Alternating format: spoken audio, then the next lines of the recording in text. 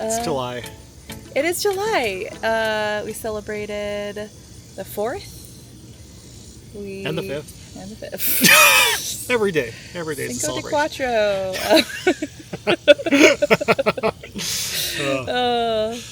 All that. Let's see, what are the... Do you like highs and lows, or highs and lows? Sure. High, we're getting lots of things fixed.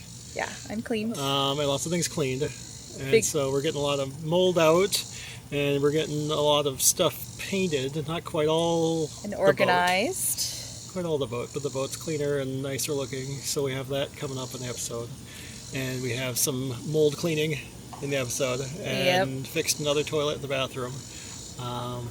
So we're good. And actually, we're like 95% unpacked, maybe closer than even that. Like there's only like a few boxes of books left that we haven't really unpacked. Things are not. We're in their final destination because of how we're like having to move things around. Kind of at the beginning, like we're still fixing stuff. I gotta fix the port water heater, and we gotta fix the generator, and so that the whole cabin's just a mess and all pulled apart. And the kids are still on and off good terms with each other, and so they have the backup room. They'll stay together if they're doing well, and the little one will get kicked out if she's usually the difficult to deal with. Bigger instigator. I mean, she's 3. She still does not have as much brain development to control her emotions and impulses, so we have a rule now that once I hug them goodnight, they're not supposed to touch each other unless it's a nice goodnight hug, because either one of them, like if one starts it, the other one will escalate it still, because they're siblings. The other one's going to finish it. Yeah. But they then, 10 minutes later, they're like hugging and saying, "You're my lovey." Starting to get sort of figuring out routines and housework for them. They didn't have much for like a chore schedule back home, so getting them used to like, oh, everybody's gotta contribute now that we're on the boat. We don't have. My mom lived with us and nannied for us before we moved out here and moved onto the boat, and there's not Nana around doing dishes and cleaning up behind them. They got to put away their own clothes and help take the dishes off the table and all that. So there's that stuff. But yeah, we spent a lot of the time that I'm not working is some relaxing time, and then the rest of the time is like cleaning and organizing, leaving all the techie stuff to you. Been doing a lot of the cleaning and sanding and scraping and painting and all sorts of fun stuff. So getting a lot of stuff fixed on the boat. Finding out a lot more things that are problematic than I didn't know were problems. So that's been great too. So my to-do list isn't any shorter than it's been, but it's got a lot more things checked on it. Yeah, I think we agree. This episode we're not covering everything that we did, because we've also done a lot of fun stuff. We're sharing more, just kind of showing you what the reality is of like, hey, when we're not out and about exploring or doing whatever, like, yeah, it's a daily grind to to get a fixer-upper boat fixed up and cleaned, and figuring out the best way and efficient way to clean stuff. I know have a new rule that there's nothing allowed on the floor underneath the salon table, but how often that's hard to keep with kids. So much stuff collects. Yeah, and so much. Everything is a nest, and everything, it snacks all the time, and we're figuring it out. We're figuring out how to reuse the same space, but normally they could mess up something at home and then go to a different room and then just play in that room and mess up that room and then go to a different room. And now it's like, well, they made a mess, and this is the only place you have to play or to hang out or to relax or to eat dinner. So we have to clean up stuff to eat dinner. Yeah. Yep. We have to go up the mast. Yeah. Twice. Jeff got to go up the mast. I was so nervous. It was way more nervous for me before, but then actually doing it, I was like pretty darn calm, and like it was fine. I think it was just the first time that he wanted to go up the mast, I kind of freaked out a little bit, because we'd already had some stuff go wrong that day, and my nervous system was just shot, and I was tired. I had a really long day at work, and he's like, "Do you want to send me up the mast before bed?" And I was like, This But will be enough. quick. It'll be good. No. Me and my ongoing fight with the Raymarine and their devices and getting Yeah. everything to work right and stuff. So So we waited a few more days. Calm down. And went up the mast. It was fine. the It mess was good. fine. He did it twice It was now. yeah. So we went up the second time was 4th of July, which is most of the the clip that we have. First time we were like, let's get this safely up and down, and then the next time, like, okay, now we can think about filming more stuff for it because I just wanted to be focused on safety. and I'm first aid trained, but I don't ever want to have to use that with you ever. So Yep, that's falling off the mast. There's only so much you're going to be able to do. yeah. Go shopping for cats. That's our inside joke because I like cats. I don't. That when he dies, I'm gonna go get us a cat. Mm-hmm. We rescued the duck. Maybe we could we put a little duck update. Duct tape. Duck up. He's gotten really big. He's gotten really big and he's doing well. I don't think there'll probably be another month or two before they release him to the wild. The rescue gal has been sending us updates anytime we ask, so that was really nice to know that we're growing up and hopefully we'll go on to continue the duck Our population. first little boat duck Yep. rescue. Yep. I'm sure they'll attempt maybe more attempts to get animals on the boats. No, thank you. No, thanks. Our kids are animals enough. That is. Yep. If we get an animal, we have to get rid of one of them. It's a trade. Nana might take Kaylee. Maybe. It depends on the day. Depends on the day too. Yeah, that's true. That's true. And I feel like we're not. We actually had this conversation today. I feel like we're not in total survival mode anymore. That we've got drinking water, we've got air conditioning, we got food, lots of food in the fridge. Like we almost ran out of space in our freezer. The girls are kind of getting used to the routines and the safety stuff on the boat, and figuring out laundry and like all that stuff. Like the base. I feel like our core basics are finally covered. Where like a month ago they were not. We're not a good spot. That was a little bit traumatizing. It's like, let's not do that again. Much better now. Yeah, feeling like things were all put together enough that I could go back to playing online games with my friends that I do a couple times a month. So that's fun to just reconnect with them. D&D or Pathfinder or something? Yeah, Pathfinder. Playing my little changeling assassin girl. I got back into some online board game stuff with some other friends too, so that's nice to have some downtime of things that we used to do regularly at home that we haven't had as much time for. So that's really nice. Yep. I'll have to get some film of it, but I started practicing the ukulele again. Maybe stick around for next episode where we'll have a little bit more highlights. But this is more to see kind of what it takes on some of the day-to-day things, and then yeah, we'll see other exciting stuff happens.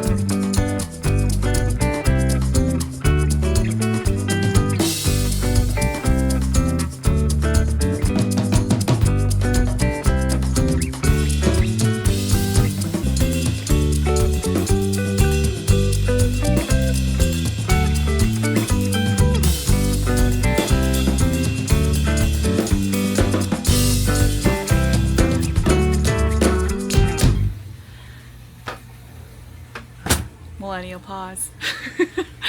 So getting used to, again, because I once lived in the Philippines and had to do laundry by hand and hang dry and all that stuff, being a missionary kid, and also a missionary myself. But we are out here doing laundry because we got some more weather coming our way, more thunderstorms, and we've got, see if I can flip the camera around, a whole bunch of laundry that we don't want to get soaked. So we use these laundry clip things here. A little bit different than the wood ones you use on land because they go over the top of the rail, and things dry pretty quick even in the humidity. So should be great to get them out of the, we have a wash machine that spins them out real good and then clip them up, and they're usually dry within an hour. Only thing I don't like about it is especially if it's a little drier, the towels dry kind of crusty, and my little sensory icks are like crusty towels. But yeah, no, I get to have the ocean as my backyard, so give and take. It's a lot of give and take.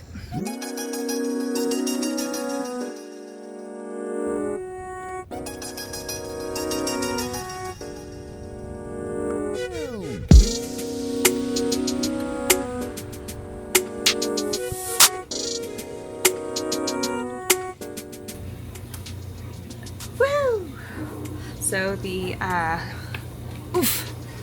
so cotton stuff is not dry as fast, so we'll have to hang this up inside. But all the like synthetic, for example, like here's a swim shirt. This dries super fast, so not too big a deal. More labor than, you know, having a house at home where you just put it right in. But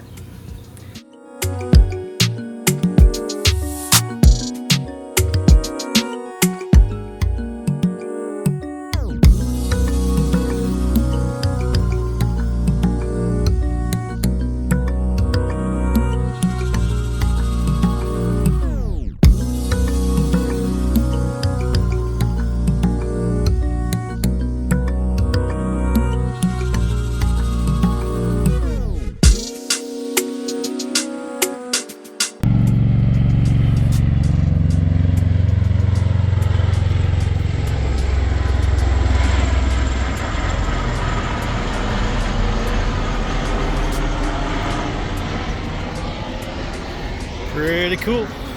Living near a naval base. Alright, so I still got too many mold spots around the boat. And so I got my RMR 141 disinfectant, going and wiping those down with the rag with that and getting the mold spots off the boat.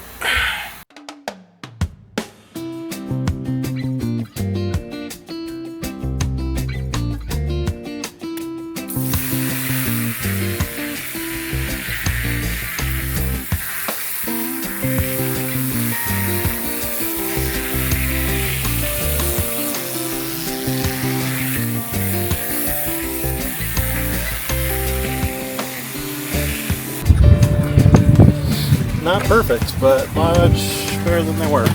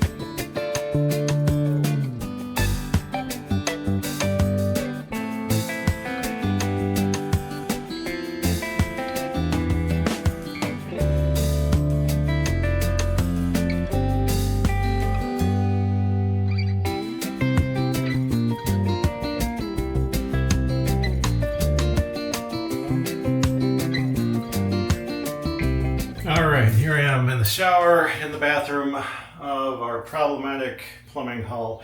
So the septic tank here that's behind the wall in the shower. I just cleaned out the air vent for that. hoping that would fix one of the toilets that wasn't flushing. I thought the air vent was blocked because when the pump would run, it would spin and it wouldn't go anywhere. Act like it was building up pressure. Because when I would pull the pump or the plumbing apart to take a look at it, it would spray stuff everywhere and it was super gross. Sorry, it only happened twice. So we're so I cleaned that air vent out. That didn't do it. So I got to take the plumbing apart to figure out if there's something else blocked somewhere else in the line for that, and see if there's a way to clear that without spraying stuff everywhere. In addition to that, we have, flip us around here. We have this toilet. This toilet was one that got water on it when this hull had flooded before we purchased it. So we changed out the pump for that, the macerator pump for the toilet. We have issues with the shower floor here, all along the shower wall here, right at the gap. There was a crack that was just kind of, they had put a little bit of caulk sealant or something on there. It was not sealed up well. The wood was rotted out all underneath it. So I'm going to would end up cutting out some of the floor there, cleaned out some of the rotting wood and stuff that was under the floor. And then I'm going to cut a little bit more out to be able to swap out the float valve in the shower drain here to trigger the pump for the shower drain. And then once I cut that stuff out, I'm going to get some PVC board and make kind of a structure for underneath there, for underneath the gap, the crack in the floor. And then I'm going to fiberglass over that in epoxy, and hopefully it all seals up nicely and everything works for me, and problems are fewer.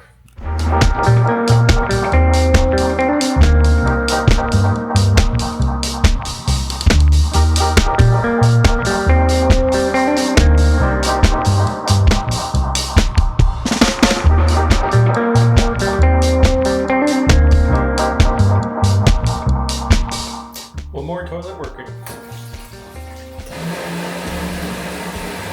Next episode, hopefully we'll have some more updates on our timeline, if we're going to be staying, how long we're staying here, when we're heading out, who we're going to see. Yep, we'll maybe have some other boat friends and hang out in future videos. So we have another boat friend in the area that we've been hanging out with, and some other ones sailing into the area in the next week or so. So it'll be good. Maybe we'll have boat meetups. Not a boat needs up. It's nice to have those families nearby to hang out with. So you don't feel alone out here. Thanks for all of if you already know us and have our contact info, thanks for the messages and the encouragement. And say like and subscribe and keep following our journey chasing serenity. Boop.